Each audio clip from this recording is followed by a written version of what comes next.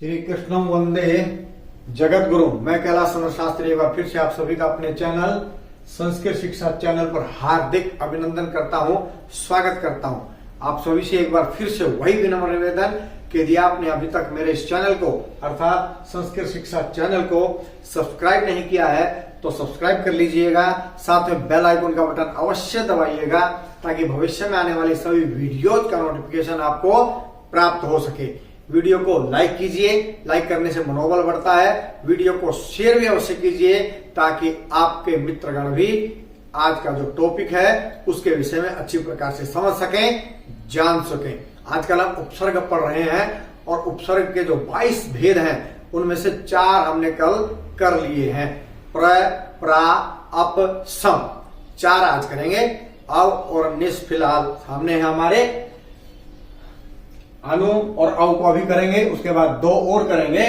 तो चलिए आज का जो उपसर्ग परिफिक्स है उसमें अनु और अव इन 2 उपसर्गों को अभी कर रहे हैं, 2 और इसके बाद करेंगे। तो अनु का अर्थ है पीछे या बाद में। ये पहले अनु, आगे लगने वाले जितने हैं अनु, और इधर जो शब्द बनेंगे उस शब्द में से हमको उपसर्ग छांटना होता है। तो बहुत ध्यान दीजिएगा।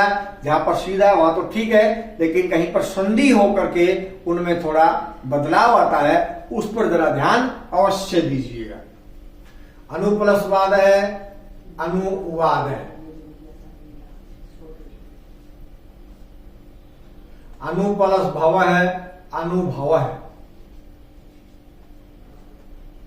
आगे ध्यान से देखिए। अनु प्लस चर है, अनुचर है। अनु प्लस राग है, अनुराग है। अनु प्लस रूपम, अनुरूपम। अनु प्लस रथम, अनुरथम। अनु प्लस गच्छति, अनुगच्छति। अनु प्लस भावति, अनुभावति। अनु प्लस धावति, अनुधावति। अनु प्लस जानाति, अनुजानाति। अनु प्लस सरति, अनुसरति। अनु प्लस करोति, अनुकरोति।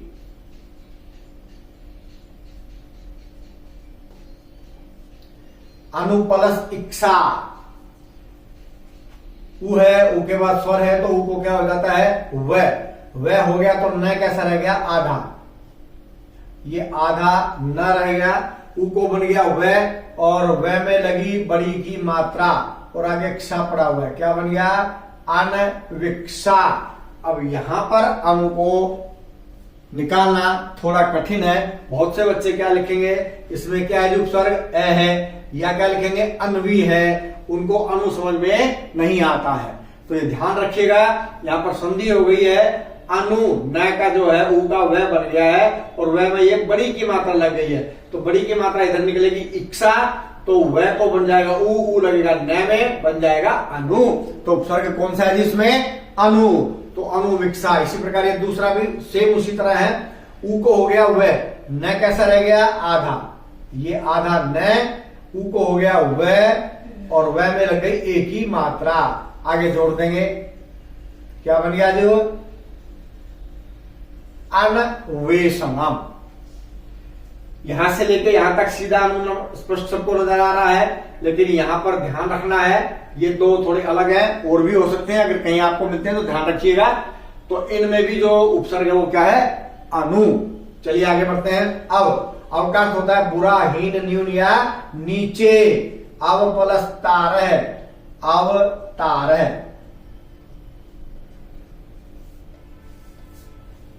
अव प्लस नति, अवनति।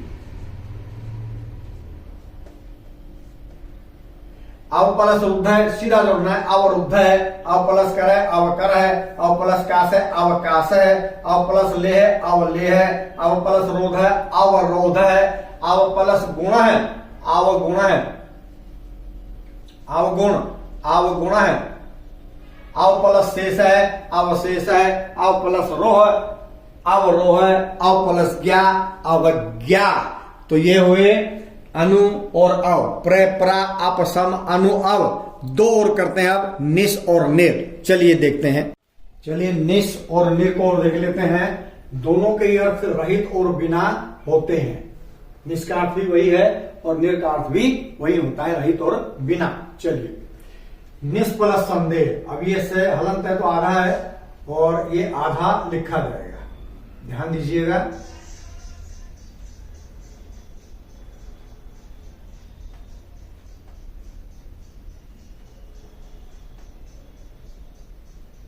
निस्संदेह।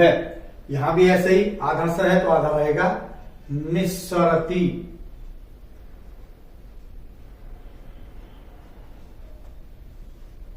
उसके बाद निस्संकोच है, आधा स है क्योंकि हलंत है। निस्सार है, आधा है। निष्प्लस काम है, निष्काम है। ध्यान रखिएगा, इसमें से प्रत्यय यदि अलग करना, उपसर्ग यदि अलग करना है तो क्या आएगा? निस, ये से नहीं आएगा, ध्यान रखिएगा। निस दंत से, मूर्धन्य से नहीं। निष्कंटक है,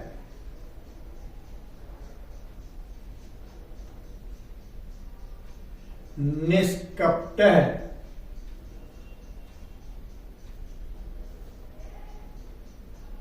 निष्क्रामति,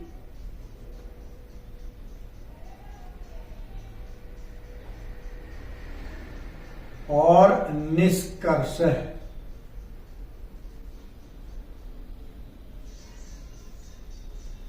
देख रहे हैं आप, क के बाद जो भी ये मूर्धन्य से है, ये कौन सा से है? दंत से।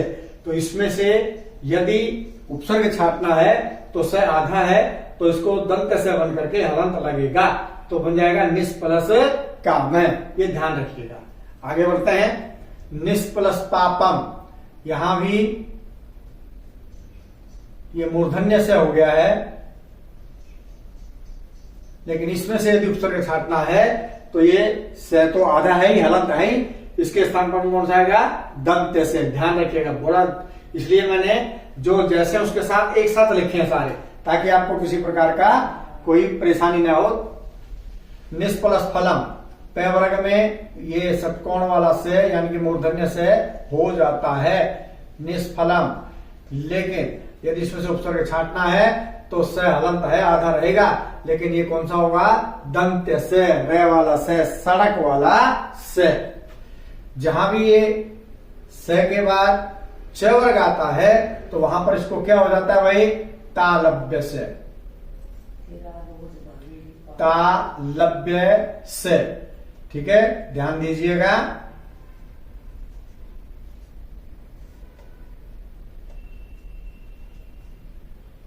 अब ये एक की मात्रा आद्य अक्षर से पहले होती है। निश्चित है, ये भी च वर्ग है, तो यहां भी क्या होगा? तालव्य से। निश्चल है,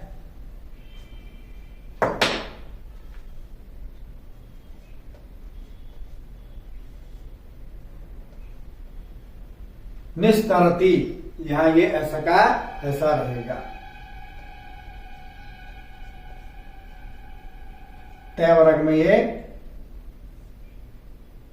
ऐसा ही रहता है, यानी कि दंत से का दंत से ही रहता है।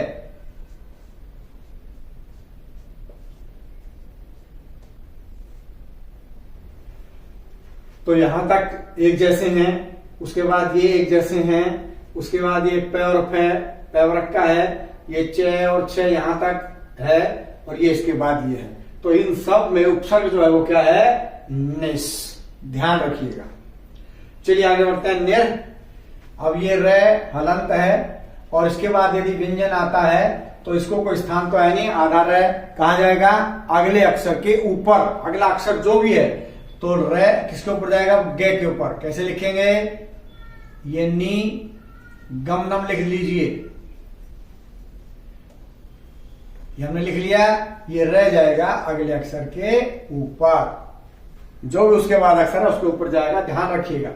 इसलिए मैं लिख रहा हूं ये नी, अगला अक्षर लिख लिए गच्छति, और ये जो रह ये गया अगले अक्षर के ऊपर।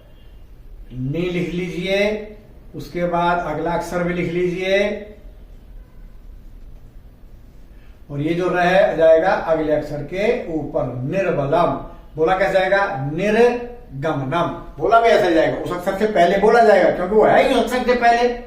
निर्गमनम है तो गै से पहले ही रहे, तो अगर गै के ऊपर रहे तो इसका मतलब ये कहां है? गै से पहले है, ये ध्यान रखिएगा। इसलिए बोलेंगे क्या? निर्गमनम, निर्गच्छति, निर्बलम। अपने आप पता लगता है कि इसमें कौन सा उपसर्ग है? निर।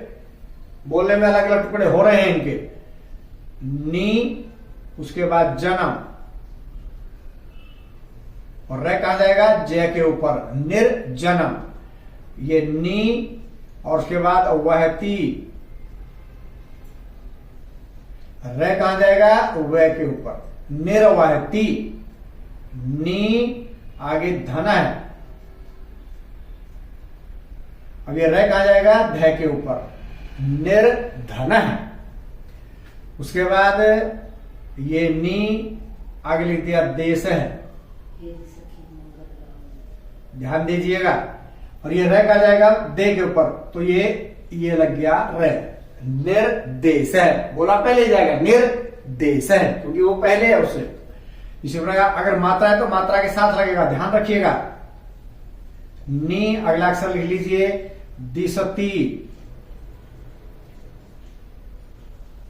अभी जो रह कहा जाएगा अगले पे, अगले में एक ही मात्रा है, एक ही मात्रा के साथ लग जाएगा रह, निर्दिशती। बोलिएगा भी ऐसे ही, नी दोष है। अभी रह कहा जाएगा दो के ऊपर, दो में क्या है, मात्रा, मात्रा के आगे लगेगा निर्दोष है। बोलने से तुरंत पता लगेगा कि यहां पर अक्षर कौन सा है, निर।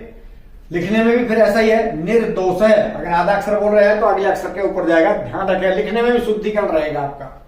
निर प्लस आध है, अब ये व्यंजन है, ये स्वर है, तो ये स्वर इसमें जुड़ जाएगा। तो रे में क्या जुड़ेगा, आ पूरा नहीं जुड़ता, क्या जुड़ेगी, मात्रा। तो कैसे लिखेंगे इसको, नी, ये रे में लगी आ की मात्रा, रा, आगे धर है, नीरा दर है। मतलब क्या हुआ, अगर हलंत रे के बाद आगे व्यंजन है तो अगले अक्षर के ऊपर जाएगा। अगर रे हलंत है उसके बाद आगे स्वर है तो वो स्वर उसमें मिल जाएगा। निरादर है, अभी ध्यान रहेगा इसमें अक्षर क्या है, निर। यहां अलग बोला, यहां तो बोलने में पता लग रहा था निर्दोष है, यहां बोलने में पता नहीं लग रहा, निरादर है। बहुत से बच्चे क्या अक्षर लिखेंगे, निरा, निरा नहीं है, अक्षर क्या है, निर।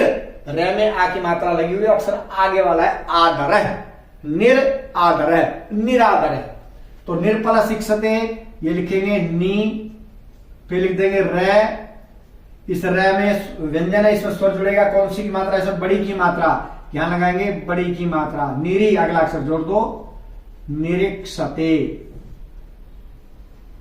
तो अक्षर क्या है इसमें, निर, निरी नहीं है, निर, इक्षते आगे है। इसी प्रकार ये र लिखा, र में आगे बड़ी की मात्रा, ये बड़ी की मात्रा लगा दी, आगे क्षण, क्या बन गया जी, निरीक्षणम। उपसर्ग इसमें निर है, निरी नहीं, र में एक की मात्रा, इक्षणम अगला शब्द है। तो निर में बड़ी की मात्रा बढ़ा तो लगी है निरी, लेकिन उपसर्ग क्या है इसमें, निर। निर प्लस अस्यति, नी रे में है जुड़ा तो रे हो गया पूरा, और आगे श्यति।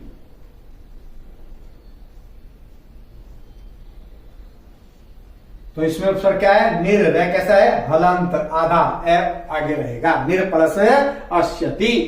तो वही आज निस और निर यानी कि हमने अब तक कुल 8 उपसर्ग कर लिए हैं। प्र, प्रा, अप, सम, अव, निस,